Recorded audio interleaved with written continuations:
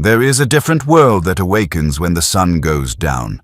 It exists on the long, lonely stretches of asphalt that connect the sleeping cities of America. This is the world of the night-haul trucker. It's a world of profound solitude where the only companions are the drone of a diesel engine, the hypnotic dance of the white lines, and the vast, impenetrable darkness pressing in on all sides. In the dead of night, the road becomes a liminal space. The familiar landmarks of the day dissolve into monstrous shapes, and the mind, weary from hours of driving, becomes susceptible to the strange and the unsettling. Every flicker of light, every shadow in the periphery, can become a source of dread. For most drivers, these are just tricks of the eye, phantoms of fatigue, but not always. Today, we journey into that oppressive darkness. We're sharing 3 true, harrowing accounts from truckers who were alone on the road in the deepest hours of the night, and who encountered something that defied explanation and instilled a terror that the daylight could not erase. These are the stories that are born when the world is asleep, and the only witness is a lone driver, miles from anywhere, staring into the abyss. Story 1. The Figure in the Rain. Our first story comes from a driver we'll call Frank, a man who hauled refrigerated goods, reefers, up and down the East Coast in the late 1990s. Frank was a no-nonsense veteran driver who prided himself on his professionalism and his ability to handle anything the road threw at him. He was used to the punishing schedules, the bad weather, and the loneliness of the night shift. But one rain-lashed night on a desolate stretch of I-95 in rural South Carolina, he came face to face with something that wasn't on any map, a horror that the pouring rain couldn't wash away. It was just after 2 a.m. A relentless, torrential downpour had been hammering the coast for hours. The rain was so heavy, it was overwhelming his wipers, turning the world outside his windshield into a blurry, chaotic mess of reflected light and impenetrable darkness. The highway was nearly deserted. Most sane drivers had already pulled over to wait out the storm, but Frank had a critical load of perishable medical supplies that had to make it to a hospital in Miami. He pushed on, his big rig a lone ship on a black asphalt ocean. The constant, deafening roar of the rain on his cab and the rhythmic slap of the wipers had a hypnotic effect. He was fighting to stay focused, his eyes straining to pick out the lane markers in the deluge. It was in this state of intense, weary concentration that he saw it. Up ahead, caught in the sweeping glare of his headlights, was a figure. It was standing in the middle of the right lane directly in his path. Frank's heart leaped into his throat. His first reaction was a surge of adrenaline and anger. A person, standing in the middle of the interstate in a storm this bad in the dead of night. It was a death wish. He laid on his air horn, a deafening blast that should have sent any living creature scrambling for safety. The figure didn't move. It didn't even flinch. It just stood there, a dark, motionless silhouette against the blinding rain. Frank was forced to react. He couldn't stop his 80,000-pound rig in time on the slick road. He yanked the wheel, his trailer groaning in protest as he swerved into the left lane to avoid the collision. As he passed, he got a fleeting, nightmarish glimpse of the figure. It was a man, tall and unnaturally thin. He was wearing what looked like an old, dark, rain-soaked suit, but his head was bare, his face turned towards Frank's truck as it thundered past, and on his face, in that split-second glimpse, was a smile. It was a wide, unnatural, predatory grin, a slash of white in the darkness that was utterly devoid of humor or humanity. Frank's blood ran cold. The image of that terrible smile was burned into his mind. He looked in his rear-view mirror, expecting to see the figure illuminated by his taillights, but there was nothing. Just the pouring rain and the empty road. It was as if the man had simply vanished the moment he passed. Shaken, Frank tried to rationalize it. It was a mannequin, maybe, a sick prank, or a hallucination, a highway ghost conjured by his tired mind and the distorted view through the rain-streaked glass. He had been on the road for over 12 hours. It was possible. He took a few deep breaths, his knuckles white on the steering wheel, and focused on the road ahead. He drove for another 5 minutes, the image of the smiling man refusing to fade. He was just starting to convince himself it had been a trick of the light when he saw it again. Up ahead, in the middle of the right lane, stood the figure. It was impossible. He was miles down the road. There was no way anyone could have gotten ahead of him. Yet, there he was. The same tall, thin silhouette. The same dark suit, standing perfectly still in the pouring rain. This time, Frank didn't hesitate. He stayed in the left lane, his foot heavy on the accelerator. He was not going to swerve. He was not going to stop. He was going to drive past and pretend it wasn't there. As he drew level with the figure, he forced himself not to look. He stared straight ahead, his heart hammering against his ribs. But in his peripheral vision, he could see the man's head turn to follow him, and he could feel the weight of that terrible, wide grin. The moment he was past, he risked a glance in the mirror. Gone. Vanished into the rain as if he were made of smoke. This was not a prank. This was not a hallucination. A cold, creeping dread, far worse than simple fear, began to seep into Frank's bones. This was something else, something that didn't follow the rules of the physical world. He felt like he was being hunted, toyed with by something that saw the highway as its own personal playground. He grabbed his CB radio, desperate to hear another human voice to confirm he wasn't going insane. "Breaker 19, any drivers on I-95 southbound, around mile marker 40, he called out, his voice strained. The radio crackled, but there was no response. The storm was likely interfering with the signal. He was completely, utterly alone. He knew he had to get off this road. The next exit was for a small, forgotten town called Kusawachi, little more than a gas station and a rundown motel. It wasn't a place he would ever normally stop, but tonight it felt like the only sanctuary in the world. The exit was 5 miles away. He just had to make it 5 more miles. He watched the road ahead with a terrifying intensity, his eyes scanning for any sign of the figure. The rain continued its relentless assault. The world outside was a churning vortex of black and gray. 1 mile passed, then 2, then 3. There was no sign of the man.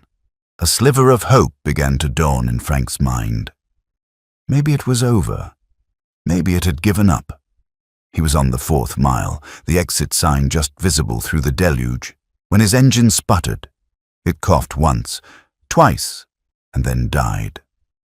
The roar of the diesel was replaced by a sudden, deafening silence, broken only by the sound of the rain. The truck coasted to a stop, its lights flickering and then extinguishing, plunging him into an almost total darkness. His rig was dead.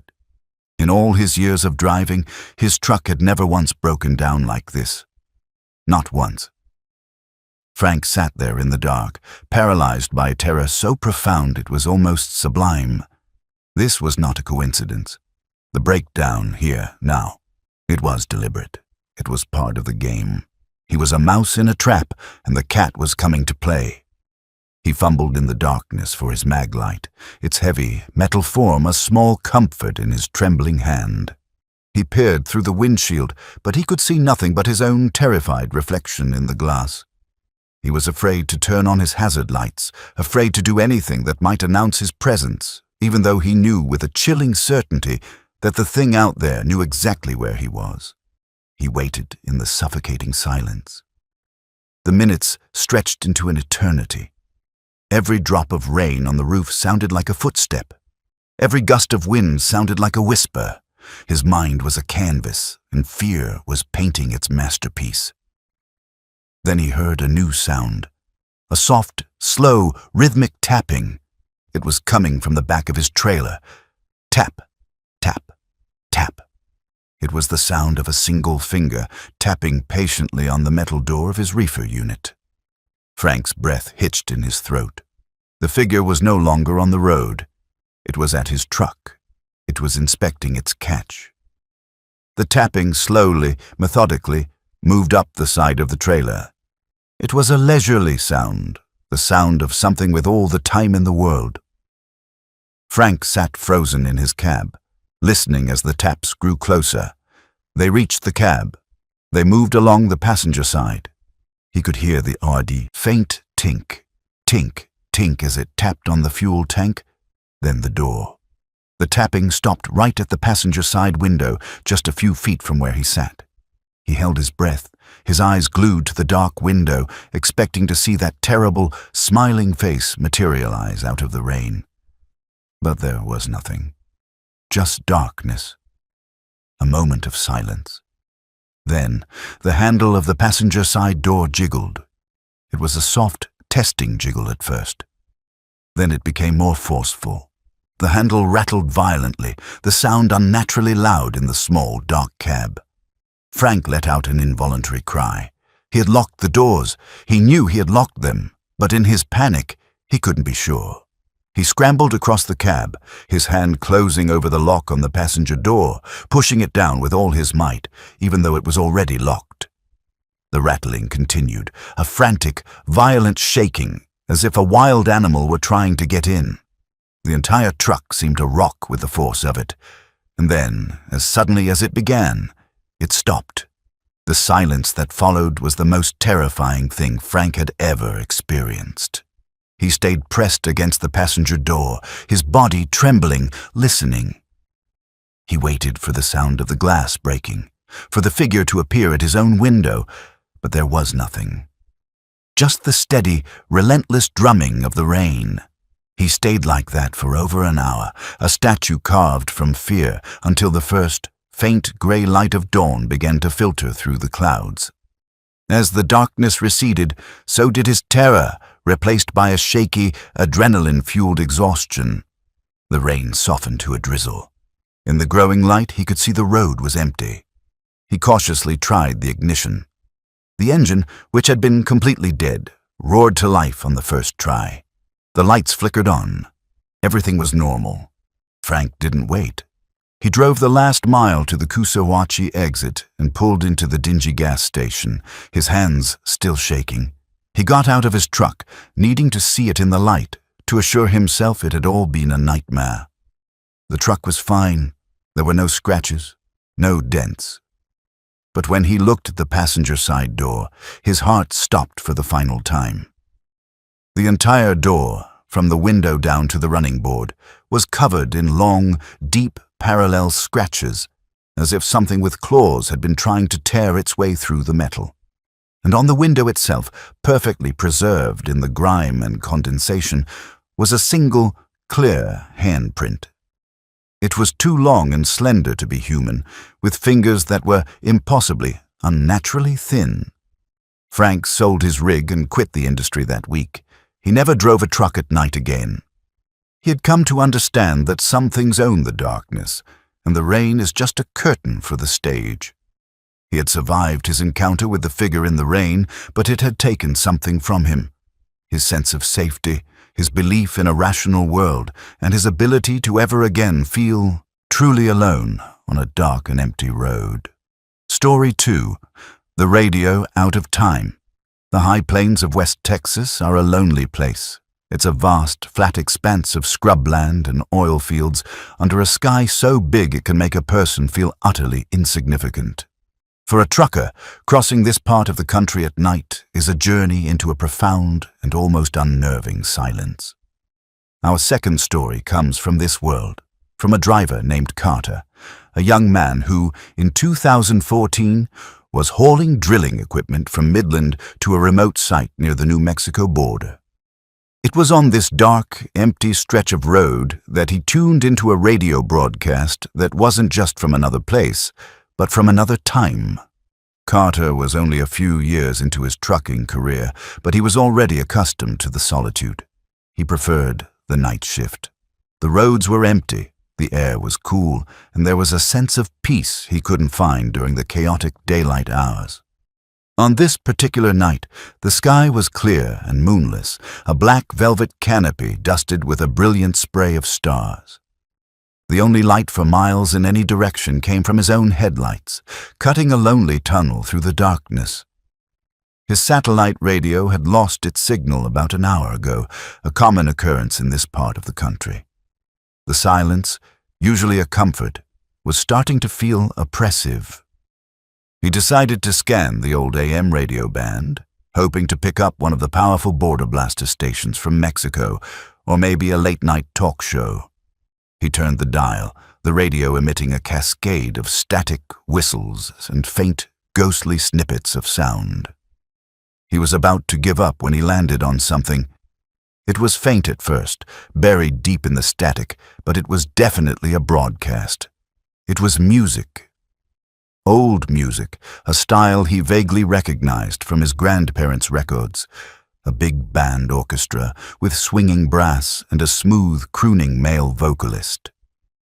Carter frowned. It was a strange thing to find on the radio in 2014, especially in the middle of nowhere. Most AM stations at this hour were either automated classic rock, religious programming, or syndicated talk shows. This felt different. It felt authentic. There was a warm, slightly tinny quality to the sound, a faint crackle that wasn't from the static but seemed to be part of the recording itself, like an old vinyl record. As he listened, the song ended and a new voice came on the air. It was an announcer, his voice a smooth, deep baritone with the kind of polished, mid-Atlantic accent you only hear in old black-and-white movies.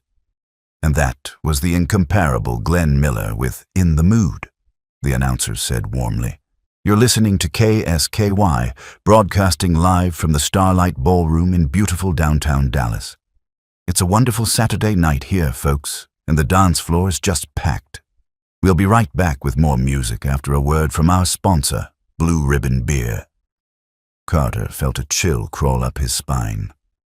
KSKY. He'd never heard of it. And live from the Starlight Ballroom in Dallas? Dallas was over 300 miles away. It was possible to pick up a signal from that far at night, but a live broadcast from a ballroom dance on a Tuesday night? The announcer had said it was Saturday.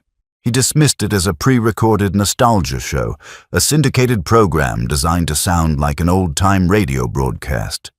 It was a clever gimmick. He kept listening, intrigued. A commercial played for Blue Ribbon Beer, the jingle sounding cheerful and ridiculously out of date. Then the announcer returned. And we're back, live from the Starlight Ballroom, he crooned. What a night it is, folks. The stars are out, the mood is right, and the whole city is buzzing. It feels like the whole world is holding its breath tonight, doesn't it? A feeling of great anticipation in the air. Now, let's get back to the music with the lovely Helen Forrest, and I've heard that song before. The music started up again, another classic big band tune. But the announcer's words stuck in Carter's head.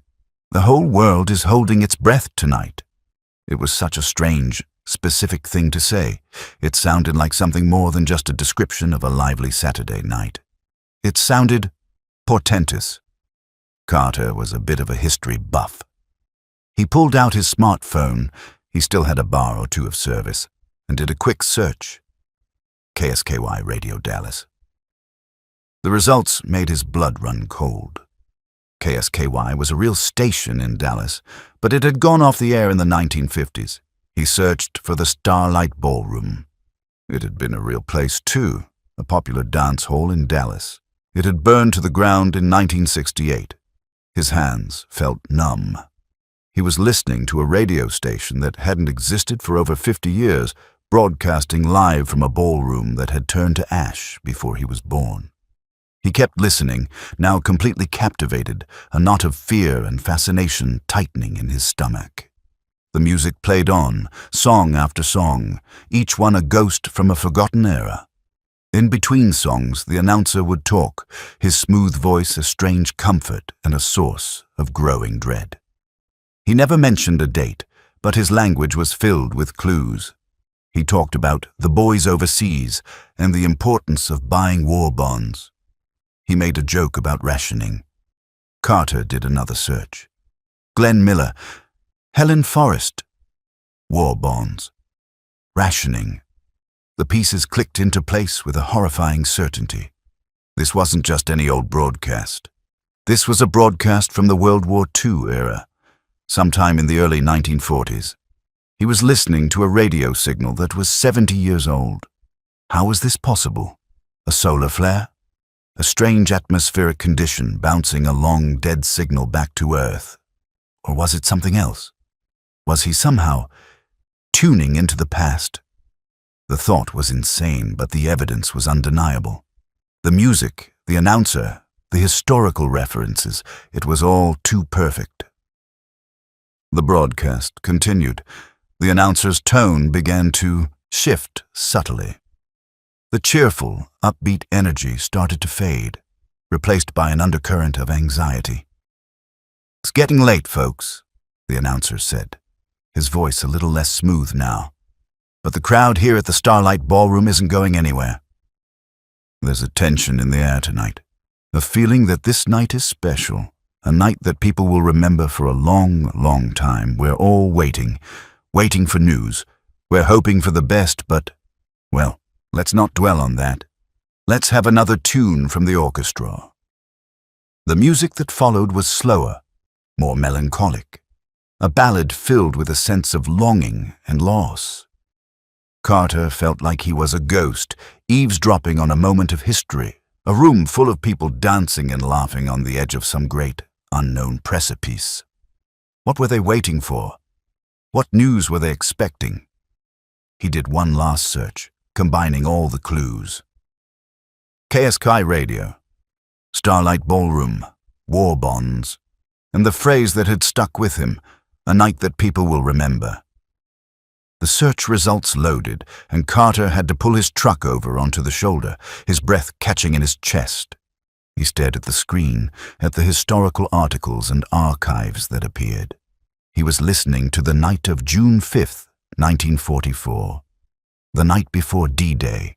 The news they were waiting for was the announcement of the Allied invasion of Normandy.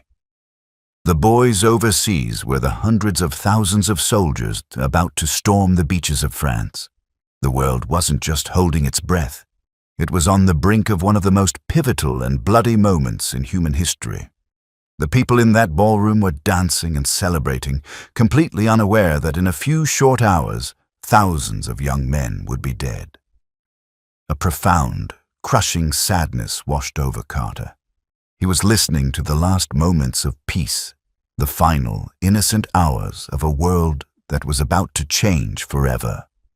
The voices and the music were not just echoes. They were ghosts, frozen in time, forever dancing on the eve of destruction.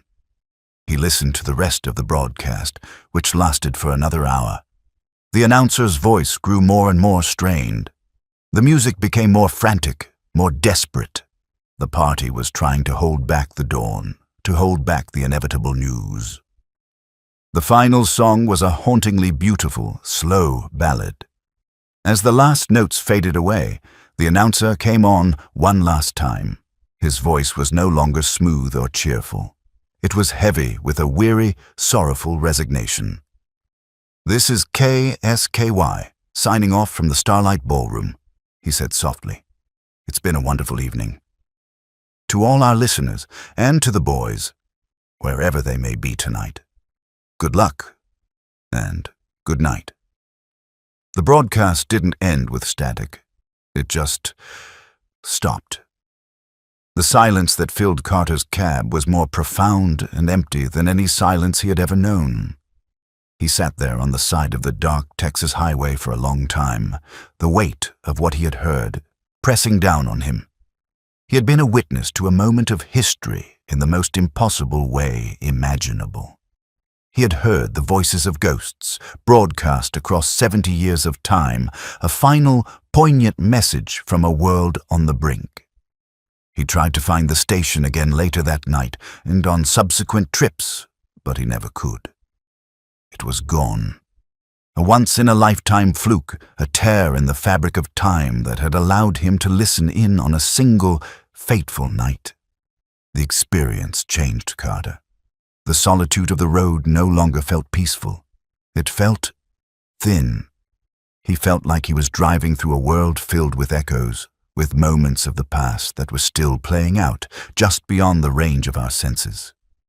He had learned that the dead of night was not just dark, but old, and that sometimes, if you tune the dial just right, you can hear the voices of those who are lost in time. Story 3. The Weight on the Axles. The final story is a modern one, from 2019, and it comes from a driver named Maria. Maria was a rare breed in the trucking industry, a solo female driver who specialized in heavy-haul, oversized loads. Her job was to transport massive, often bizarrely shaped pieces of equipment, wind turbine blades, industrial machinery, even sections of houses, on specialized, multi-axle trailers. It was a high-stress, high-skill job that required meticulous planning and nerves of steel. Maria was one of the best. She was tough, pragmatic, and not easily spooked. But one starless night in the desolate, rolling hills of eastern Montana, she picked up a load that wasn't on her manifest, a terrifying, unseen weight that threatened to drag her into oblivion. Maria's journey began at a manufacturing plant in North Dakota. Her cargo was a gigantic, custom-built pressure vessel for a new oil refinery, a colossal steel cylinder that weighed over 100,000 pounds. The route was carefully planned to avoid low bridges and tight turns, taking her through some of the most remote and sparsely populated parts of the country. Because of the superload permits, she was required to travel almost exclusively at night, often with a pilot car escort. On this particular night, however, she was on a long, straight stretch of a 2-lane state highway where no escort was required. It was around 1 a.m. The landscape was a vast, undulating sea of darkness, the rolling hills visible only as slightly blacker shapes against the black sky. She was completely alone. The last pilot car had turned off an hour ago, and the next one wasn't scheduled to meet her for another 50 miles. The only sounds were the deep, powerful roar of her specialized Kenworth truck and the low hum of the wind. She was climbing a long, gradual incline when she first felt it. A subtle change in the way the truck was handling. It felt heavy, heavier than it should. Maria knew her truck and her load intimately. She knew exactly how it should feel on a 3% grade. This was different. It felt sluggish, bogged down, as if she were dragging an immense, unseen anchor. Her eyes immediately went to her gauges. Engine temperature was normal. Oil pressure was fine. But the pyrometer, which measures exhaust gas temperature, was climbing. The engine was working harder than it should be, straining against the mysterious weight. Her first thought was a mechanical problem, a dragging brake on the trailer perhaps, or an issue with the transmission. She pulled over on the wide shoulder at the crest of the hill, the silence of the prairie rushing in as she killed the engine. She grabbed her high-powered flashlight and began a thorough inspection. She spent the next half hour meticulously checking every component of her rig. She checked the brakes on all 9 of her trailer's axles. None were engaged. She checked the tires. All were properly inflated. She checked the hydraulics, the air lines, the chains and binders securing the massive tank. Everything was perfect. There was absolutely no mechanical reason for the truck to feel so heavy. Confused and a little unnerved, she climbed back into the cab. She chalked it up to a strange headwind or a miscalculation of the grade. She started the engine and pulled back onto the empty highway. The moment she was back on the road, the feeling returned, stronger this time. The truck felt like it was driving through thick mud. It was an immense physical drag, a palpable resistance that had no source. She had to give the engine far more throttle than usual just to maintain speed on the flat terrain. The pyrometer climbed again, a clear sign that the engine was under a severe, unexplained strain. A cold knot of anxiety began to form in her stomach. This wasn't right. In the dead of night, in the middle of nowhere, the last thing a driver wants is for their truck to behave in an unpredictable way. Her rig was her lifeline. Its reliability was all she had. She was contemplating pulling over again when she saw something in her driver's side mirror. The mirror was angled down, giving her a clear view of her trailer's rear axles and the road behind her. In the glow of her own tail lights, she saw a flicker of movement. She stared into the mirror, her heart starting to pound. She saw it again. A dark shape, low to the ground, moving near the rear wheels of her trailer. It was indistinct, a blur of motion in the red glow. Her first thought was an animal. A coyote or a large dog that had somehow gotten caught up under the trailer. She slowed the truck, hoping the animal would run off, but the shape didn't run. Instead, it seemed to resolve itself. It was not an animal. It was a person, or at least it was shaped like a person. It was crouched on the asphalt, its hands on the rearmost axle of her trailer, as if it were physically holding on, dragging its feet on the road. Maria's mind reeled. She blinked, shaking her head, convinced she was seeing things. She looked again. The figure was still there, a dark, humanoid, shape clinging to the back of her trailer, its form distorted by the heat haze from the tires. And then another one appeared, and another. Within seconds, she could see them clearly in both her side mirrors. There were dozens of them, dark, shadowy figures, all crouched low to the ground, their hands gripping the axles, the frame, any part of the trailer they could reach. They were like a pack of ghouls, their bodies being dragged along the highway, their feet scraping on the asphalt. And they were all pulling back, a silent collective force, trying to stop her truck. This was the weight. This was the drag. Maria let out a terrified gasp. This was impossible. It was a nightmare. She was hallucinating. She had to be. She floored the accelerator. The engine screamed in protest, the pyrometer shooting into the red zone, but the truck barely gained any speed. It was like trying to drive through a sea of invisible concrete. She could see the figures more clearly now. They were emaciated, their forms skeletal, their movements jerky and unnatural. They were not solid. Their edges seemed to shimmer and dissolve into the darkness, like smoke or heat haze. They were not casting shadows. They were things of shadow. She grabbed her CB mic, her hands shaking so violently she could barely key it. "Mayday! Mayday, I need help," she stammered, her voice a choked whisper. "There are people. They're holding onto my truck. I'm on Highway 12, about 20 miles east of Forsyth." The radio was silent. There was no one else out here. No one to hear her. The truck was slowing down, despite the engine roaring at maximum power. The drag was becoming overwhelming. She looked in the mirrors again. The figures were no longer just clinging to the trailer. They were starting to climb. She watched in abject horror as the shadowy forms began to pull themselves up onto the flatbed deck, moving with a terrifying insect-like agility. They swarmed over her precious cargo, their dark shapes crawling over the massive steel tank. They were moving toward the cab. One of them reached the front of the trailer. It stood up, silhouetted against the faint glow of her cab lights. It was tall and impossibly thin, its limbs too long, its joints bending at unnatural angles.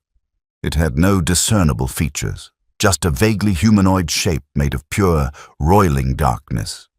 It took a step, moving from the trailer onto the narrow space behind her cab. Maria screamed, a raw, primal sound of pure terror.